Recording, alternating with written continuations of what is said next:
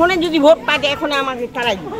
কেন? বাংলাদেশ সিএএ আতঙ্কে সংখ্যালঘু মহিলারা সংবাদ মাধ্যমের মুখোমুখি হয়ে তিনি জানিয়েছেন, মোদি ক্ষমতায় এলে আমাদের বাংলাদেশে তাড়িয়ে দিবে।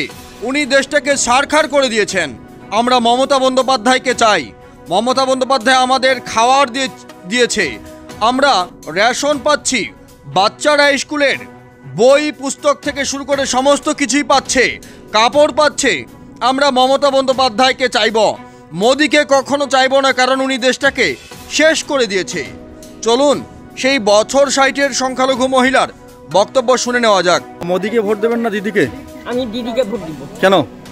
চিরকাল আমি দিদির কামাই খাই, ভাত রান্না করি।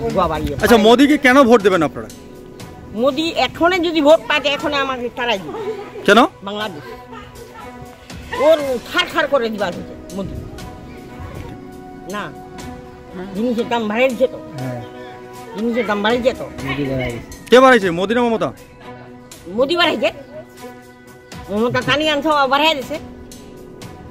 তো ঠিক ভাতনি পাছিল খাতি, দুইটা ভাতনি বাড়িয়ে খাতি আলাদা কত সুবিধা দিছে, কতক্ষণ কি দিছে। কে সুবিধাটা দিয়েছে? এটা মমতা দিদি দিছে। মোদির কাছ থেকে কোনো সুবিধা আপনারা পান না? আমরা পাইনি, আমরা কিছু পাইনি। না আমরা গ্যাসও পাইনি, না আমরা গ্যাসও পাইনি।